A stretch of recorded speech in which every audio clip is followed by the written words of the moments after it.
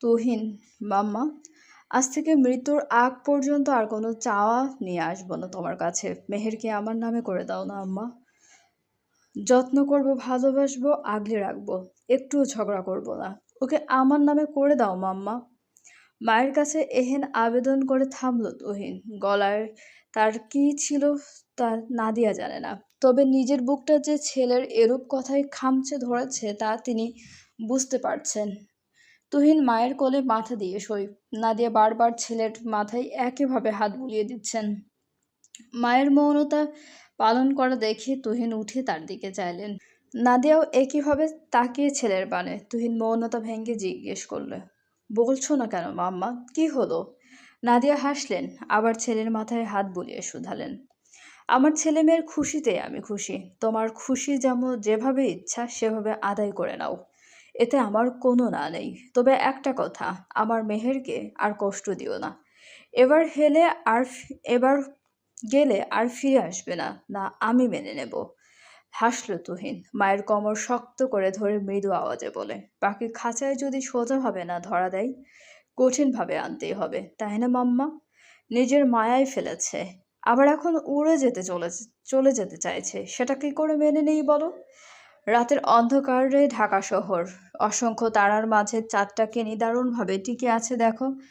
Engagement শেষ হলো কিছুক্ষণ আগেই, অতিথি চলে গিয়েছে সেই কখন। মেহের ছাদে দাঁড়িয়ে সেই তারা ভরা আকাশ এবং তাদের মাঝে সেই চাঁদের দিকে তাকিয়ে বড় বড় নিঃশ্বাস তার উপস্থিতির জানান দিচ্ছে দেখো। না হয় কে বুঝতো এখানে কেউ আছে কিনা। নিজের অনামিকা আঙুল আজ কেউ আংটি পরিয়ে দিয়ে গেল, আর সে চুপটি করে পড়েও নিল। সময় কখন কোন জায়গায় নিয়ে এসেছে তাকে। রমণী যখন এই ভাবনায় ব্যস্ত, তখনই পিছন থেকে কারো পায়ের পদক্ষেপের শব্দে ভ্রু কুচকালো। অতঃপর পিছনে তাকিয়ে দেখলো এক ছায়া মানবকে। মেহের ভুরু কুচকে পা থেকে মাথা পর্যন্ত পর্যবেক্ষণ করে শুধাই, এখানে এলেন কেন, কি মনে করে? তুহিন, বর্তমানে অনেক কিছুই মনে হচ্ছে, কোনটা দিয়ে শুরু করব তাই বুঝতে পারছি না। মেহেরের কথার প্রত্যুত্তর করে থামল মানব। গলার গাম্ভীর্য স্পষ্ট, সাথে হালকা কৌতুকপূর্ণ রেশ। মেহের ভুরু যুগল টেনে নিজের ওড়নাটা আরো ভালোভাবে জড়িয়ে নিয়ে বলে, তাহলে না বুঝেই থাকুক, আপনি না বুঝলেই ভালো। তুহিন, মুক্তি পাবে বুঝি? ঠোঁটের কোণে টান টান রেখা হয় মেহেরের। চোখে সামান্য মাধুর্য ফুটে ওঠে, যা সামনে দাঁড়িয়ে থাকা মানবের একটুও পছন্দ হয় না। দুই একটা শ্বাস টেনে হাতের মুষ্টি শক্ত করল সে। পরক্ষণে সেই মায়াবী মানবের সামনে দাঁড়িয়ে হিস হিসানো স্বরে শুধাই, বা সেই তো, সুখে মুখে সেই দীপ্তি, খুব ভালো আছিস তাই না? মেহের মাথা সামান্য নাড়িয়ে শুধাই, অবশ্যই, সে কি আর বলতে, আপনার অবস্থা দেখে আরো বেশি। মানবের ফুসফুসের শব্দ আরো দীর্ঘ হয়, সাথে সাথে সামনে দাঁড়ানো মানবীর এক হাত টেনে এনে নিজের কাছে নিয়ে এসে বলে, ঝগড়া করার জন্য হলেও চাই, রাগ করার জন্য হলেও চাই, মারামারি, চুলাচুলি, মান অভিমান, নয়নে নয়নে দৃষ্টি, আর সবচেয়ে বড় কথা এই তুইটাই আমার চাই। হাত সন্তর্পণে ছাড়ল মেহের। পরক্ষণে আধারে আচ্ছন্ন তুহিনের চোখের দিকে অনিমেষ তাকিয়ে বলে, বুঝলেন, সস্তায় পেয়ে যাওয়ার মানুষটার মূল্য সর্বদাই ঠুনকো। এখন যখন আমার বিয়ে হয়ে যাওয়ার চলছে, তখন আপনার দরদ উতলে উঠছে কেমন, হাস্যকর নয় কি? তুহিন চোখ দুটো কাতর হয়ে উঠল কেমন, ঠোক গিলল পরপর। নিজের একান্তই রমণীর হাত আলগোছে নিজের বুকে রেখে শুধালো, আমার মা বোনের পরে যদি কোনো নারী আমার জীবনে থাকে তাহলে সেটা তুই। আর কতভাবে বুঝালে তুই বুঝবি মেহের? আর কি করব তোর জন্য, কি করেছেন? হাসল তুহিন, বড্ড অদ্ভুত তার হাসি। তবে সে উত্তর দেওয়ার প্রয়োজন বোধ মনে করে না। সে আলগোছে মেহেরের হাত থেকে নিজের ভাঁজে নিয়ে আংটিটা পরখ করে দেখল। সুন্দর তো আংটিটা, আমি একটু দেখি, আফটার অল তোর একমাত্র ব্যয় বলে কথা।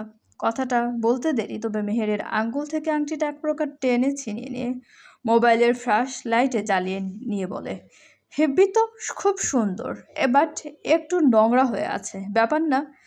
নাকটা হালকা সামান্য কুঁচকে যায় মেহেরের। পিটপিট করে চেয়ে থেকে মানবের বানে, যার চোখে মুখে একটু আগের কাতরতাও গায়েব হয়ে মিশে আছে রহস্যময়ী ভাব।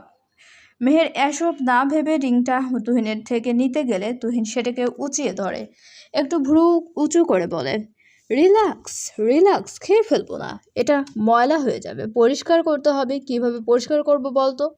আজব তো, আমার আংটি খুলছেন কেন? দিন বলছি, very ugly and very dirty also. Tuhin জিভ থেকে কথাটা দেরিতে বের হলেও আংটিটা মেহেরের ছাদে পুল ফেলতে দেরি হলো না। মেহের হা করে তাকিয়ে তুহিনের এহেন কাণ্ডে। মেহের তুহিনের দিকে গরম দৃষ্টিতে তাকাতেই তুহিন হালকা হেসে নিজেও ঝাঁপ দিল পুলে।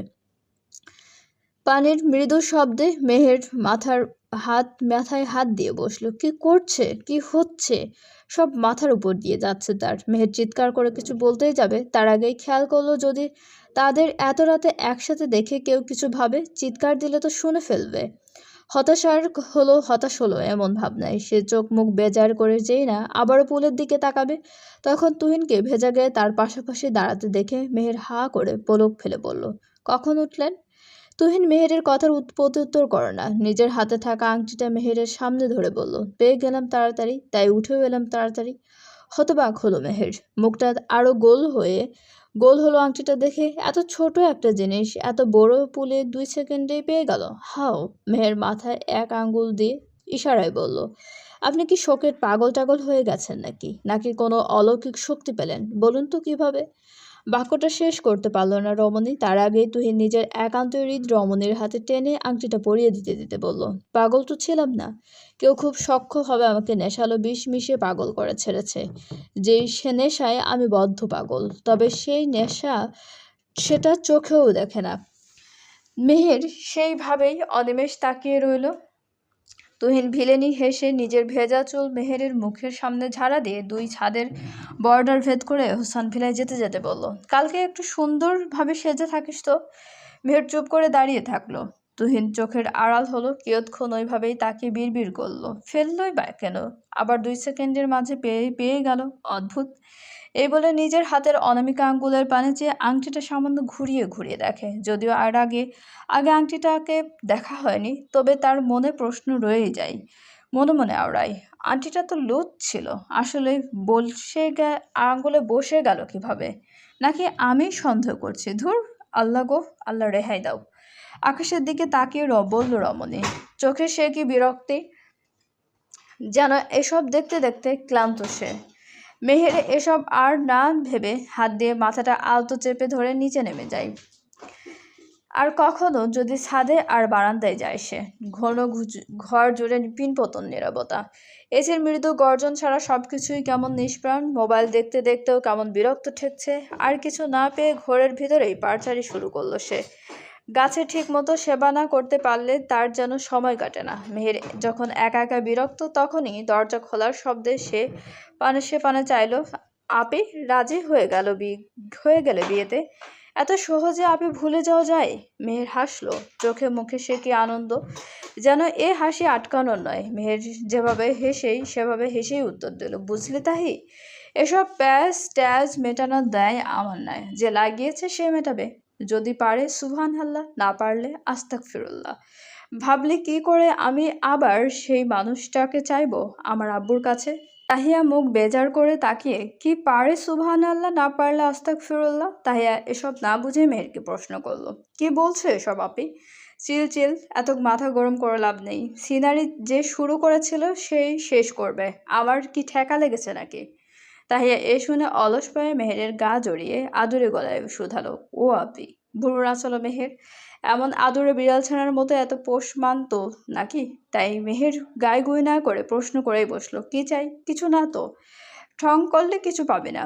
ঠোক গিলল তাহিয়া পিছনে দরজার পানে চেয়ে দেখে কেউ আছে কিনা। কেউ না থাকায় তাহিয়া মেহেরের হাত আঁকড়ে ধরে আঙ্গুল নিয়ে খেলতে খেলতে গায়ে গুই করে বলল, মাহতিম ভাই কই? খিলখিলিয়ে হেসে উঠল মাহের। তাহিয়া লজ্জা পেল কিছুটা, ওনার কণা ধরে পেঁচাতে থাকলো হাত। মেহের হেসে যেই না কিছু বলতে যাবে, তার আগেই ভেসে উঠল কোনো রূঢ় মানবের কণ্ঠস্বর, আপনার স্বামী আপাতত আপনার পিছনেই দাঁড়িয়ে, মাত্র অফিস থেকে ফিরল। এই অধমের যদি কপাল থাকে তাহলে সে আপাতত বউয়ের হাতের ঠান্ডা ঠান্ডা লেবু পানি খেতে চাই। দিবেন কি মিসেস রায়ান?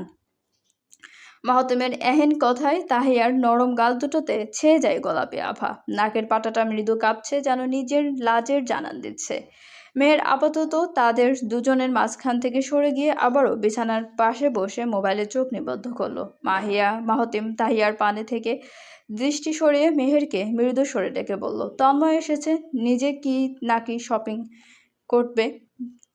মেহের দৃষ্টি গেল ক্লান্তিমাখা ভাইয়ের মুখ পানে, যার দৃষ্টি শান্ত। মেহের মাথা নিচু করে সম্মতি জানিয়ে বলল, যাচ্ছি। দীর্ঘ নিঃশ্বাস ছাড়ে মাহতিম। বোনের মুখের পানে চেয়ে তাহিয়াকে ইশারায় ঘুরে যেতে বলে। তাহিয়াও লক্ষ্মী মেয়ের মতো মাথা নাড়িয়ে যায়, সায় জানায়। পদধ্বনি ফেলে মাহতিম চলে যায় নিজের কক্ষে। মেহের কিছু না বলে নিজেকে যত্ন পরিপাটি করে সাজাতে ব্যস্ত। তখন তাহিয়া কঠিন কণ্ঠে বলল, তুমি কেন নিজেকে জোর করছো আপি? মেহের নিজের চুলগুলো কাটা দিয়ে বেঁধে সুতায় না করে দিয়েছিলাম মেসেজে। তারপরও বাসায় আসলে এখন তো যেতেই হবে, তাই না? না গেলে আব্বু দিবে বকা। গাল ফুলালো তাহিয়া। হঠাৎই কিছু মনে পড়ার ভঙ্গিতে ড্রেসিং টেবিলে পড়ে থাকা পেন্ডেন্ট সহ চেইনটা হাতে নিয়ে নিল। চড়া চোখে একবার সামনে থাকা মেহেরের গলায় পরিয়ে আলতোভাবে দিতে দিতে বলল, এটা এখন পড়ো না কেন আপি? তাকালো রমণী আয়নার পানে। সেই যে নেদারল্যান্ডসে খুলে পড়ে গিয়েছিল আর পড়েনি। পড়েছিল অযত্নে। তাহিয়া চড়া চোখে এক পলক তাকিয়ে দ্রুত চেইন সহ একটা কালো পাথরের মতো লকেটটা পরিয়ে দিয়ে আওড়ায়, আপি যাই। আমি মাহতিম ভাই বলেছে লেবু পানি দিতে, আমি বানিয়ে আনি। মেহের মৃদু হেসে ঘাড় নাড়িয়ে বোঝায়, ঠিক আছে। তাহিয়া চলে যাওয়ার ছোঁদ পায় যেন। এক পা এগিয়ে যেতেই হঠাৎই মাথা ঘুরিয়ে ওঠে। মেহের পিঠ দিয়ে রেখেছে বিধায় খেয়াল করেনি তা। তবে পরক্ষণেই তাহিয়ার দিকে একবার নজর দিতেই দেখে তাহিয়া কেমন ডুলছে। মেহের দ্রুত তাহিয়াকে ধরে চিন্তিত কণ্ঠে শুধায়, কি রে, কি হলো তোর? তাহিয়া নিজের সামলানোর চেষ্টা করেও ব্যর্থ হয়। নিজের শরীরের সমস্ত ভার ছেড়ে দেয় মেহেরের কাছে। মেহের নিজেও টাল সামলাতে না পেরে নিচে বসে তাহিয়ার গাল ধরে মৃদু চিৎকার দিয়ে বলে ওঠে, এই তাহি, কি হলো তোর? তাহি। মেহেরের এমন চিৎকারে মাহতিম পাশের ঘর থেকে ছুটে এসে তাহিয়ার এমন অবস্থা দেখে মেহেরের সামনে বসে পড়ল। কি হয়েছে জানি না তো, হঠাৎ পড়ে গেল। মাহতিম সহসা ঢোক গিলল। তাহিয়ার গালে আলতো চাপড় মেরে বলল, কি হয়েছে তোর? তাহিয়া পিট করে চোখ মেলে চাইল। নিজের এক হাত মেহেরের হাতে আর অন্য হাত মাহতিমের হাতে জোর দিয়ে বসতে বসতে বলল, জানি না, মাথাটা ঘুরিয়ে উঠল কেমন। মাহতিমের মেজাজ উঠল চড়ায়। তাহিয়াকে কোনো রকম কোলে নিয়ে মেহেরের বিছানায় বসিয়ে দিল। বেডসাইড টেবিল থেকে পানির গ্লাসটা ঢেলে নিল। পরক্ষণেই তাহিয়াকে খাইয়ে দিতে দিতে মেহেরকে কড়া কণ্ঠে আদেশ করলো, আব্বুকে বলবি তাহিয়াকে যতটা তাড়াতাড়ি সম্ভব ঘরে তুলতে। না খেয়ে খেয়ে এমন দশা বেড়েছে, আয়না একবার ঠামা দিয়ে দিয়ে গেলাবো খাবার। ঠোঁট ভাঙল তাহিয়া। চোখগুলো মিটমিট করে যেই না পানি আসতে যাবে তার আগেই মাহতিম জোরে একটা ধমক দিবে। এক ফোঁটা যদি পানি গড়িয়ে পড়ে তোর একদিন কি আমার একদিন। এহেন জোর ধমকে সবাই প্রায় ছুটে চলে আসে মেহেরের ঘরে। তাহিয়াকে এমন ছোট ভাঙ্গা অবস্থায় দেখে তাসনিয়া বোনের গাল আলতো করে ছুঁয়ে দিয়ে বলে, কি হয়েছে? মাহতিম রেগে মেগে কিছু বলতে যাবে তার আগেই মেহের ইশারায় থামতে বলে তন্ময়কে দেখালো। মাহতিম চুপ করে রইল। মেহেরের ইশারা বুঝে কিছুক্ষণ পর গলা খাকারি দিয়ে বলল, তন্ময়, আপনি না হয় কাল আসুন। আজকে আসলে শেষটা করতে পারল না বাক্যটা। এরই মাঝে রিয়াজউদ্দিনের মাহতিমের কথার মাঝে ফোড়ন কেটে বলল, বাবুই তুমি রেডি? তন্ময় সেই কখন থেকে অপেক্ষা করছে, যাও। দাঁতে দাঁত চেপে সবটা সহ্য করে নিল মাহতিম। বোনের দিকে সে কি খেপাটে দৃষ্টি। মেহের মাথা নিচু করে নিল তৎক্ষণাৎ। রিয়াজ আবার ডেকে উঠল মেহেরকে, যাও। তাহিয়াকে আমরা সবাই সামনে নেব, অনেকক্ষণ ধরে তো অপেক্ষা করছে। মেহের মাথা নাড়াই। ধীরে ধীরে অগ্রসর হয় বাইরের দিকে। তন্ময় মেহেরের সামনে আসা দেখে নিজেও অগ্রসর হয় সমান তালে। আমার মন খারাপ হচ্ছে, মেহরিন বলে। ফোনের ওপাশে থাকা ব্যক্তিটি কোনো হেলদোল হলো না। মেহরিন বড়ই বিরক্ত হলো। কানের কাছে ফোন ধরে একইভাবে দাঁড়িয়ে থাকে শপিং মলের সামনে। চোখে মুখে তার রাজ্যের বিরক্তি ভর করে আছে। সাথে ফোনের ওপাশে থাকা ব্যক্তিটির কোনো হেলদোল না থাকায় মেহরিন কিছুটা চিৎকারের সঙ্গে বলল, সমস্যা কি? তুমি আদৌ কিছু করছো? এঙ্গেজমেন্ট তো হয়েই গেল, কি করতে পারলে শুনে? কত কথা। এঙ্গেজমেন্ট হওয়ার দম 1 মিনিটে আগে মাত্র আসে আমি। তখন কিছু করা সম্ভব ছিল না। শান্ত কণ্ঠে শুধাই তুহিন।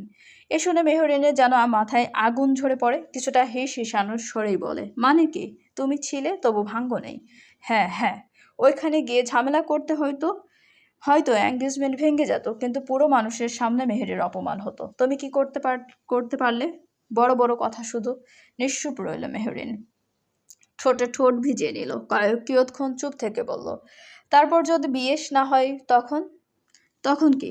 বাক্যটা শেষ হলো না মেহরিনের। তুহিন তার আগে কথাটা ছিনিয়ে নিয়ে বলল, বিয়ে করতে চাও মেহরিন তন্ময়কে? মনে রাখবে তন্ময় বহুত একঘেয়ে দেখায় না আর কি। তবে তোমাকে অনেক কিছু সহ্য করতে হবে, পারবে কি? ভীষণ কষ্ট হবে কিন্তু। মেহরিন পরপর চোখের পাপড়ি নাচালো খানিকক্ষণ, কিছুক্ষণ গুই গুই করে হুঁ বলল।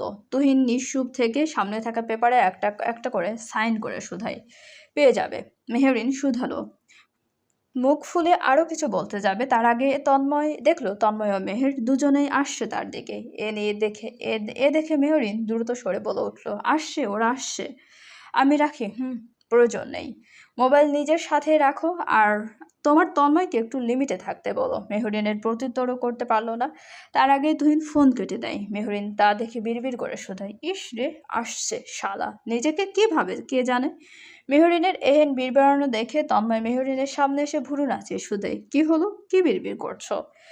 ডাক ভড়কালো সে, পরপর ঠোক গিলে ন্যায় সন্তর্পণে শান্ত হয়ে বলে, না, পানি পিপাসা লেগেছে তাই, আর কিছু না। তন্ময় ওর কথা শুনে কিয়ৎক্ষণ মেহরিনের দিকে চেয়ে মেহেরের উদ্দেশ্যে বলল, মেহের দাঁড়াও এখানে, আমি পানি নিয়ে আসছি। মেহের ইশারায় ইতিবাচক সাড়া দিল, চোখে মুখে গরমের আভা লেপটে, নাকটাও হালকা লাল হয়ে আছে দেখো। তন্ময় এ দেখে দ্রুত সরে বলল, তাড়াতাড়ি চলে আসবো, একটু অপেক্ষা করো। চলে গেল তন্ময়। মেহের নাক টানছে বারবার, গরমে অস্থির বিড়ায় টিস্যু দিয়ে নিজের ঘাম মুছে নিয়ে বারবার জিভ ভেজাতে ব্যস্ত হয় সে। মেহের আর সহ্য করতে না পেরে বলল, ওই পাশটাতে দাঁড়াই, প্রচণ্ড রোদ এখানে। মেহরিন মাথা নাড়ায়, পা বাড়িয়ে যে সেখানে যেতে যেতে শুধায়, নুনির পুতুল, সামান্য গরমও সহ্য করতে পারে না। মেহের এ শুনে মেহেরিনের দিকে তীর্যক দৃষ্টিতে তাকালো, পরক্ষণে ঠোঁট কামড়ে পাশ ফিরে মুচকি মুচকি হাসলো সে, কপালের বিন্দু বিন্দু ঘাম মুছে মেহরিনের পানে চাইল। তন্ময় বলেছে তার কথা, তবে যতটুকু বলেছিল তার থেকেও বেশি হয়তো জানে না মেয়েটার সম্পর্কে। মেহের তীর্যকভাবে চেয়ে রইল মেহরিনের দিকে, ভাসা ভাসা চোখ দুটো যেন খেলা করছে, নাকের পাটাটা হিংসায় বেশ জ্বলছে, ফুসফুস করে নিঃশ্বাস যেন প্রমাণ করছে সে কতটা আবেগময়ী। মেহরিন যখন মেহরিনের আদল পরখ করতে ব্যস্ত, তখন তন্ময় মেহরিনের সামনে পানির বোতল তাক করে বলে, নাও, আর কিছু লাগবে তোমার মেহরিন? খুশি হলো মেহরিন, সাথে সাথে পানির বোতলটা নিয়ে আর চোখে তাকালো ঘরমাক্ত রমণীর পানে, যার এসবের দিকে খেয়াল পর্যন্ত নেই। মেহরিন ঠক ঠক করে পানি খেয়ে আবারও মেহেরের পানে চাই, যে চোখ মুখ কুচকে আছে রোদের তাপে। মেহের তার আর চুপ না থেকে তন্ময়ের উদ্দেশ্যে বলে, চলুন ভেতরে, প্রচুর এখানে গরম। মেহরিন এ কথা শুনে আবারও বিড়বাড়ল, আমাকে পানি দিয়েছে বলে সহ্য হচ্ছে না। তন্ময়ের চোখ আবারও মেহেরের দিকে যায়, যার চোখে মুখে গরমের রেশ স্পষ্ট। তন্ময় মাথা নাড়িয়ে শপিং মলের দিকে অগ্রসর হয়, মেহের ও মেহেরিনও পিছু পিছু হেঁটে যায়। সোফা থেকে শুরু করে বেড সবটা শেষ তন্ময়ের।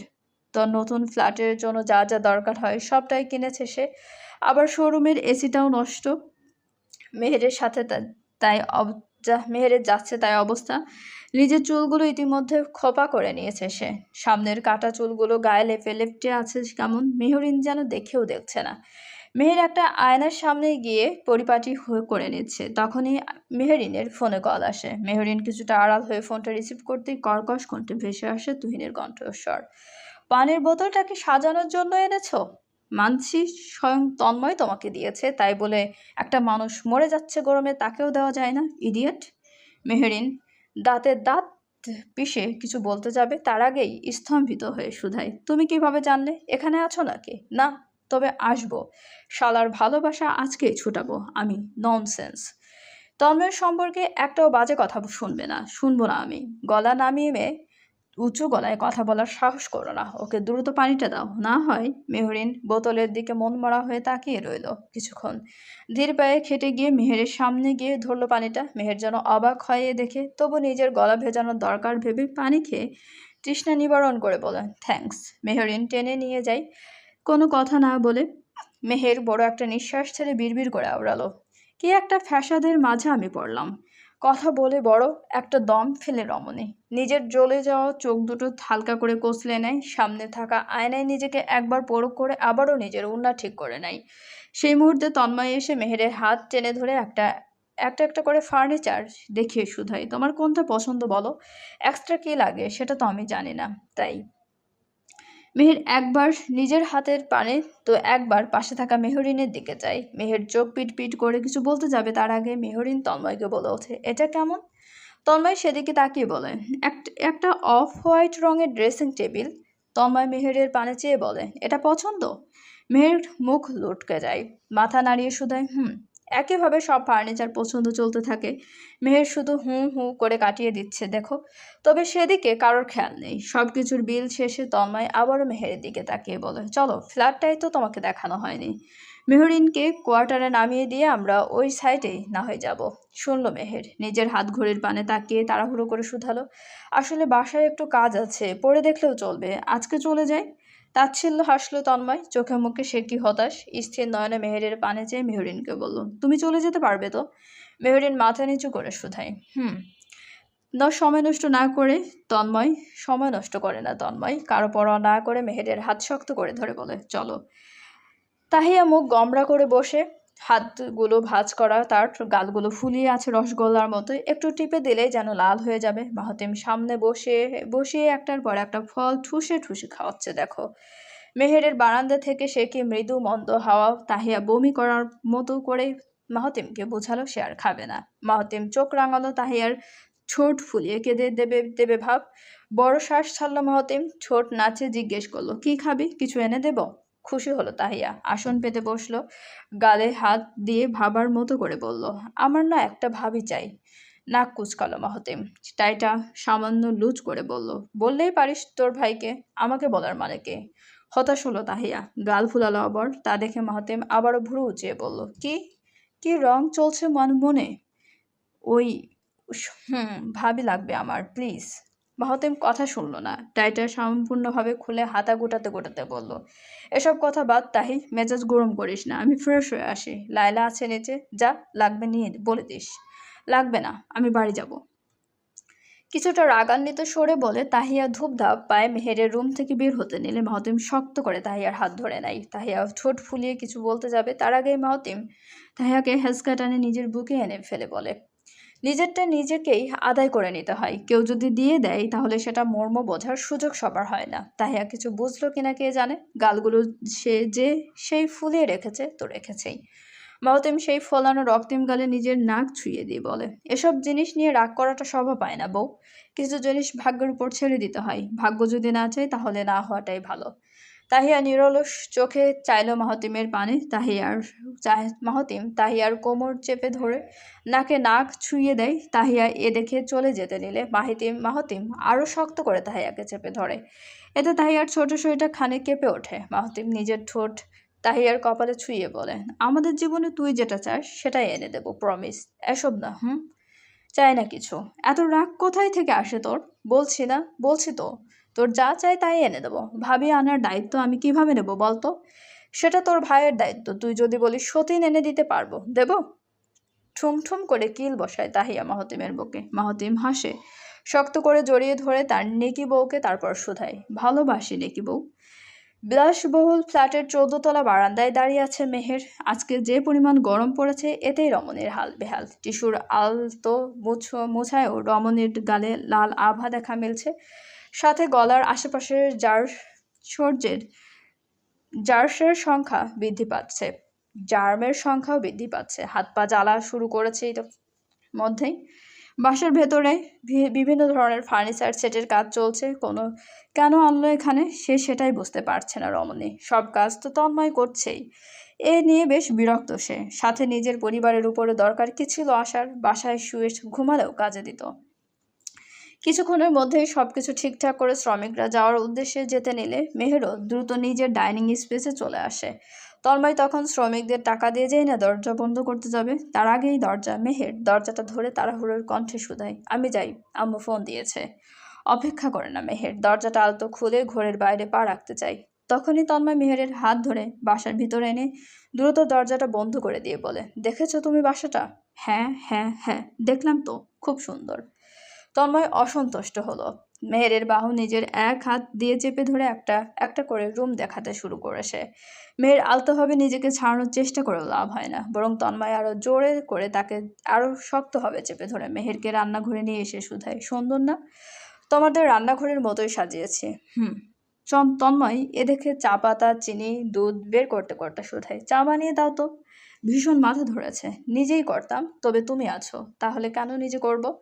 মেহের মাথা নাড়ায়, চায়ের পানি বসিয়ে দেয়। চায়ের পানি বসিয়ে চুপচাপ দাঁড়িয়ে রইল মেহের পানি ফুটে আসার জন্য।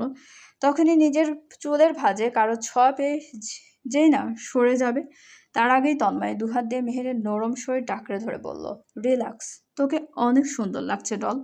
বলেই মেহেরের চুলের ভাঁজে আবার নাক ডোবাই। মেহের দ্রুত নিজের শরীর থেকে তন্ময়কে আলাদা করে পরপর ঢোক গেলে কপালের ঘাম মুছে বলে, আপনি ভিতরে গিয়ে বসুন, আমি বানিয়ে দিচ্ছি। কথা শোনার প্রয়োজন বোধ করলো না তন্ময়।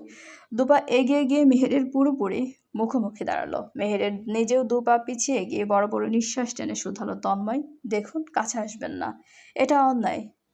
চা না খাবেন, আমি দিচ্ছি, প্লিজ সরুন। বিরক্ত হয় তন্ময়। মেহেরের কপালে ফোঁটা ফোঁটা ঘাম মুছিয়ে দিয়ে লাল হওয়া নাক গালের দিকে চেয়ে বড় বড় ঠোক গেলে বলে, আমি ইয়োর্স। উঠবি হতেই পারে কিছু একটা। বলেই নিজের শক্ত হাতে দুটো মেহেরের ঘর্মাক্ত নরম গালে চেপে ধরে। মেহের পিছানোর আর জায়গা না পেয়ে তন্ময়ের বুকে ধাক্কা দেয়। এতে তন্ময় এক চুল সামানো নড়তে দেখা গেল না, বরং সে নিজেকে আরো মিশিয়ে নিল সামনে থাকা রমণের সঙ্গে। নিজের মুখ ধীরে ধীরে এগিয়ে এনে রমণের অতিরিক্ত তাপে জ্বলতে থাকা ঠোঁটের দিকে। মেহের আর নিজেকে সামলাতে পারল না, নিজের সমস্ত শক্তি দিয়ে তন্ময়কে ধাক্কা দিল। তন্ময় ক্ষেপে গিয়ে আবারও মেহেরের সঙ্গে জড়াজড়ি করতে যায়। মেহের আবারও তন্ময়কে ধাক্কা দিয়ে সরিয়ে নিজের শরীরের সমস্ত শক্তি ব্যয় করে থাপ্পড় দিয়ে বলে, তন্ময়, ভালো হবে না বলে দিচ্ছি। এটা কী ধরনের স্বভাব? চোখ হলো লাল, হাতের আঙ্গুলগুলো করলো মুষ্টিবদ্ধ। মেহেরের দিকে আবারও তেড়ে যেতে নিলে মেহের চামচের তাক থেকে ছুরি বের করে তন্ময়ের চোখ বরাবর তাক করে বলে, ভালো হবে না বলেই দিচ্ছি। হাসলো তন্ময়। মেহেরের হাত ঘুরিয়ে নিয়ে রমণের পিঠ নিজের বুকের সাথে চেপে ধরে ছুরিটা নিতে নিতে বলে, এসব এসব ট্রিক্স আমাকে দেখাতে আসবে না। এত নাটক কিসের, যখন বিয়েতে রাজি তুই। তুহিন হলে তো ঠিকই রংলীলা চালাতে, তাই নয় কি? খেই হারালো মেহের। অবিশ্বাসের আভা সারা চোখে মুখে বিরাজমান। তন্ময়ের কথায় কানগুলো ঝাঝা করে গরম ধোঁয়া বের হলো যেন। তন্ময় আবারও তেড়ে এসে মেহেরের বাহু শক্ত করে চেপে ধরল। নিজের বলিষ্ঠতা দেখাতে গিয়ে সে যে মেহেরের মনে থাকা সম্মান তার জন্য মেরে ফেলছে তা বুঝলো না, বরং আরো হিসিয়ে বলল, কিসের কমতি আমার, কিসের কমতি? বারবার তুহিনের কাছে যাও কোন দুঃখে? সামান্যতম লজ্জাবোধ যদি কোনো মেয়ের থাকতো তাহলে না, না তাহলে সেই পুরুষের পিছনে কেউ কখনোই ছুটতো না। আরে আমি তোমাকে বেছে নিচ্ছি, এটাই তো তোর ভাগ্য। শান্ত চোখে তাকিয়ে রইল মেহের অপলক। গরমে রীতিমতো তার শরীর জ্বলে যাচ্ছে। তারপর যদি তাকে অযাচিত স্পর্শ, তাহলে তো সেটা শরীর না, নোংরা বস্তু। তন্ময় মেহেরের গালে হাত রেখে আলতো সরে আদুরে কণ্ঠে বলল, ভালোবাসি তো ডল, প্রচণ্ড ভালোবাসি। কথাটা শেষ করে আবারও মেহেরের দিকে ঝুঁকতে গেলে দরজা ধাক্কানোর শব্দ ভেসে আসে তাদের কানে। তন্ময় না তাও থামে না, মেহেরের দিকে অগ্রসর হতে থাকে, যেন আজ কাউকে হারানোর প্রচেষ্টাকে সার্থক করবেই। তার আগেই ঘরে বিস্ফোরক মতে কিছু শব্দ করে উঠল।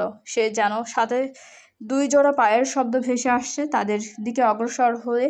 তন্ময় তা শুনে পিছনের দিকে তাকানোর আগেই কেউ তার চোয়াল বরাবর পরপর একটার পর একটা ঘুষি দিতে থাকে। তন্ময় সেটার দেখার সময়টুকুও পায় না সে কে। তবে কারো আর্তনাদ ঠিকই কানে এলো, তুহিন প্লিজ, প্লিজ ছেড়ে দাও, তুহিন প্লিজ, প্লিজ। শুনল না রোমানব, বরং তন্ময়কে নিজের দিকে ঘুরিয়ে আবারও ঘুষি দিতে থাকলো। ও না করেছিল না, না করেছিল না কিনা, কেন ওকে টাচ করলি, হোয়াই, কেন বল? তন্ময় নিজেকে ছাড়ালো, নিজের কলার ঠিক করে তুহিনের দিকে এগিয়ে হিসিয়ে শুধালো, আমার বউ, আমি যা খুশি তা করব, তোর কি? হ্যাঁ। তুহিন নিজেও এগিয়ে গেল তন্ময়ের বানে। একে অপরের মুখোমুখি হলো। তন্ময় যেই না তুহিনের কলার ধরতে যাবে তার আগে তুহিন চিৎকার করে বলল, হয়নি, না হবে। আর তোর থেকে আসলে ভালো মানুষ আশা করাটাও ভুল। খুনের ছেলে হবে ভালো মানুষ, নট অ্যাট অল। তন্ময় থমকালো। পরক্ষণে তুহিনকে ঘুষি দিতে যাবে তার আগে তুহিন আবারও তন্ময়ের বুক বরাবর ধাক্কা দিতে দিতে বলে, আরে তোর রক্তটাই তো ভালো নাই, তুই ভালো হবি কিভাবে? তুহিন আরও কিছু বলতে যাবে তার আগে মেহের তাদের মাঝে এসে শুধায়, আপনি এটা বলতে পারেন না, এটা অন্যায়। চোখে চোখ রাখলো তুহিন। তন্ময় থেকে মেহেরের দূরত্ব বাড়িয়ে নিজের দিকে টেনে এনে তন্ময়ের উদ্দেশ্যে বলল, তুই জাস্ট ছোটবেলায় ফ্রেন্ড ছিলি বলে এতদিন ধরে লুকিয়েছিলাম। আসলে এসব খুনিদের বলে কোনো লাভ নেই, তাদের রক্তটাই হয় এমন সন্ত্রাসী। তোর মাই তোর বাবাকে খুন করেছে, মানতে পারবি তো তন্ময় যে তোর মাই খুনি তোর বাবার? থামে তুহিন, সরাসরি তাকায় তন্ময়ের অবাক হওয়া চোখের দিকে, যার চোখে স্পষ্ট অবিশ্বাস। তুহিন তা দেখে হেসে মেহেরের হাত টেনে ধরে নিয়ে যেতে যেতে বলে, চট্টগ্রাম পুলিশ স্টেশন, কয়েদি নং 2-1, যা গিয়ে দেখ নে। যদিও খুনিটার মনে সামান্যতম অনুশোচনা নেই, তবে হ্যাঁ বলে দিয়েছে শেষ ওসিয়ত, তুই যেন কখনোই ওনার সামনে না যাস। আমার দুর্বল জায়গায় আঘাতকারীকে কখনোই ছেড়ে দেব না আমি। চলবে? গল্পটা আপনাদের কেমন লাগছে অবশ্যই আমাদেরকে কমেন্ট করে জানাতে ভুলবেন না, এবং আমাদের চ্যানেলটি প্লিজ সবাই সাবস্ক্রাইব করুন, এবং গল্পটি ভালো লাগলে অবশ্যই আমাদের চ্যানেলটি প্লিজ সবাই সাবস্ক্রাইব করুন গল্পটি ভালো লাগলে, এবং আমাদের চ্যানেলের সঙ্গে থাকার জন্য সবাইকে অনেক অনেক ধন্যবাদ।